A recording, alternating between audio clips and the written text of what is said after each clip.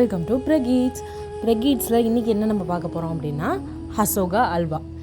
அதுக்கு கூடவே அசோகான்ற பேர் ஏன் அந்த அல்வாவுக்கு வந்துச்சு அப்படின்றத பார்க்கலாம்.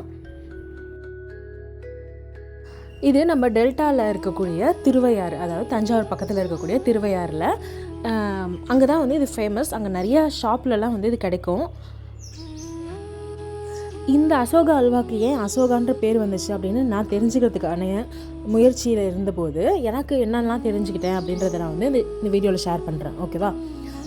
அங்கே சமஸ்கிருதம் பேசுகிற பூஜகர்கள்லாம் அதிகமாக இருப்பாங்களாம். ஏன்னா அங்கே கோயில் அதிகமாக இருந்ததுனால அவங்க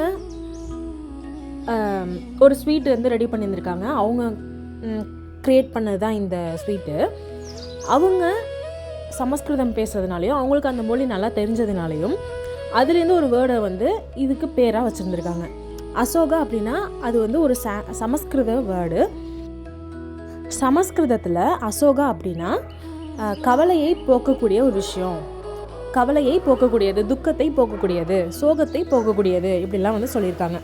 இதான் உண்மையும் கூட அப்படின்ற மாதிரி நான் கேட்டு தெரிஞ்சுக்கிட்ட இடத்துலையும் பல பேர் அங்கே அதுதான் சொல்கிறாங்க. நான் இன்டர்நெட்டில் செக் பண்ணப்பையும் அதே தான் சொன்னாங்க.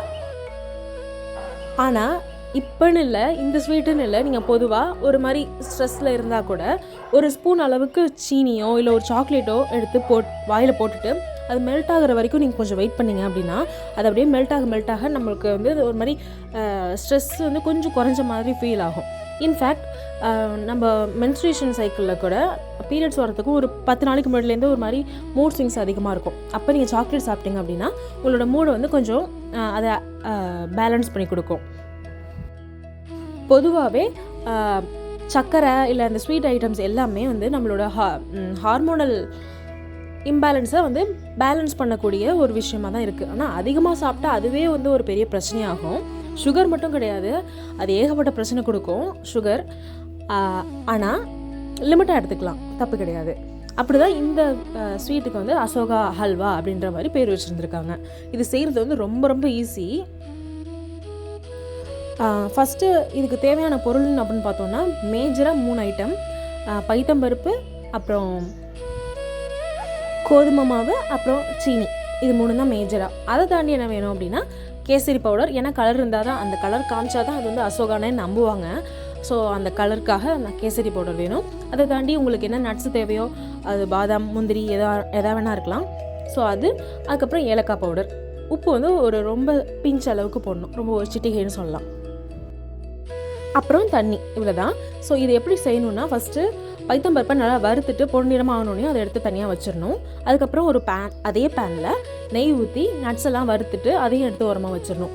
அந்த நெய் இருக்கும்ல, அதுலேயே கோதுமை மாவையும் போட்டு நல்லா வறுத்துட்டு ஸ்லோ டு மீடியம்லேயே வச்சு நல்லா வறுத்துட்டு அதிலே சர்க்கரையும் போட்டு சீனி நான் லாஸ்ட்டாக மெஷர்மெண்ட்லாம் சொல்கிறேன். சீனியும் போட்டு தண்ணி ஊற்றி நல்லா கொதிச்சுட்டு இருக்கும் போது நம்ம வேக வச்ச அந்த பாசிப்பருப்பையும் எடுத்து இதில் ஆட் பண்ணி நல்லா கிண்டணும். அதுக்கப்புறம் அதிலேயே உப்பு, அப்புறம் கேசரி பவுடர், ஏலக்காய் தூள், இது எல்லாத்தையும் நல்லா போட்டு அதையும் நல்லா கிண்டிட்டு அதுக்கப்புறம் நெய், தண்ணி, இது ரெண்டும் தான்.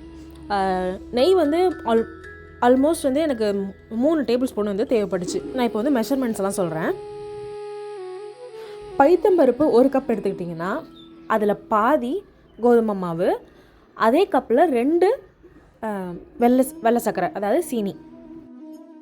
நெய் 2லேருந்து 3 டேபிள் ஸ்பூன் வரையும் போடலாம். அது உங்களோட அட்ஜஸ்ட்மெண்ட்டுக்கு தகுந்த மாதிரி மாற்றிக்கோங்க. தண்ணி 3/4 கப்பு. இவ்வளோ தான் டோட்டல் மெஷர்மெண்ட்டே, இவ்வளோ தான். எது எப்போ போடணும் அப்படின்றத நான் வீடியோவில் சொன்ன மாதிரி நீங்களும் போட்டு ட்ரை பண்ணுங்கள். கேசரி பவுடர் வேணாம் அப்படின்னு கம்ப்ளீட்டாக நீங்கள் அவாய்ட் பண்ணிங்கனாலும் பிரச்சனை கிடையாது. உங்களோட அட்ஜஸ்ட்மெண்ட்டுக்கு தகுந்த மாதிரி அது பண்ணிக்கலாம். அப்படி இல்லைன்னா குங்குமப்பூவை பாலில் கரைச்சி அதில் ஆட் பண்ணிக்கிட்டால் கூட லைட்டாக கலர் இறங்கும். ரொம்ப டார்க்காக இருக்காது, ஆனால் லைட்டாக இறங்கும். அதுவும் நல்லா வாசமாக நல்லா தான் இருக்கும். இதை கோதுமை மாவுக்கு பதிலாக மைதா ஆட் பண்ணிவிட்டு இப்போ நிறைய இடத்துல விற்கிறாங்க. அது டேஸ்ட்டுக்காகவும், இன்னொன்று அது பட்ஜெட் ஃப்ரெண்ட்லியாக இருக்குன்றதுக்காகவும். ஸோ வீட்டில் இது மாதிரி நீங்கள் கோதுமை ஆட் பண்ணி செஞ்சு பார்க்கலாம். ஆனால் வெள்ளை சக்கரை தான் போட்டாகணும், வேறு வழி இல்லை. வேணால் இதை சாப்பிட்ற அன்றைக்கி மற்றதெல்லாம் சுகர் கட் பண்ணிட்டீங்கன்னா இது கொஞ்சம் பேலன்ஸ்டாக இருக்கும். எனக்கு கேசரியை விட அசோகா அல்வா ஒரு ஸ்டெப் அதிகமாகவே பிடிக்கும். ஆனால் இது அவ்வளோவா செய்ய மாட்டோம் வீட்டில். பொதுவாக ஸ்வீட்டே கொஞ்சம் எப்போயாச்சும் தான் வீட்டில் செய்வாங்க. ஸோ கெஸ்ட்டெல்லாம் யாராச்சும் வந்தாங்கன்னா இது மாதிரி இனிமேல் ட்ரை பண்ணலாம் அப்படின்னு நான் இருக்கேன். நெய் வந்து 3 டேபிள் ஸ்பூனுக்கு குறைச்சி போட்டோம் அப்படின்னா ரொம்ப ட்ரையாக இருக்கும். அது அசோகா ஃபீலே கொடுக்காது. கடையில் கூட நல்லா தளதளன்னு தான் இருக்கும், பார்க்குறதுக்கே அட்ராக்டிவாக இருக்கும் ரொம்பவே. இதில் வந்து நீங்கள் ப்ரெசன்டேஷனுக்கு இது நான் பண்ணலை, ஆனால் நீங்கள் இதை பண்ணி பாருங்கள், ரொம்ப நல்லாயிருக்கும். ப்ரெசன்டேஷன் மட்டும் இல்லை, அது நல்லாயிருக்கும் டேஸ்ட்டும். ஓகே, அந்த பிஸ்தா இருக்குல்ல, அதை நல்லா கிரேட் பண்ணி இந்த தேங்காய் திருவுறதுல இல்லை அந்த பூண்டு தேய்ப்போம்ல, பூண்டு திருவுற மாதிரி ஒன்று இருக்கும்ல, அதில் கிரேட் பண்ணி மேலே போட்டிங்கன்னா சூப்பராக இருக்கும் பார்க்குறதுக்கு. கண்டிப்பாக இன்னொரு நாள் நான் அப்படி செஞ்சேன்னா உங்களுக்கு ஃபோட்டோவை இன்ஸ்டாகிராம் ஐடியில் ஷேர் பண்ணுறேன், பாருங்கள்.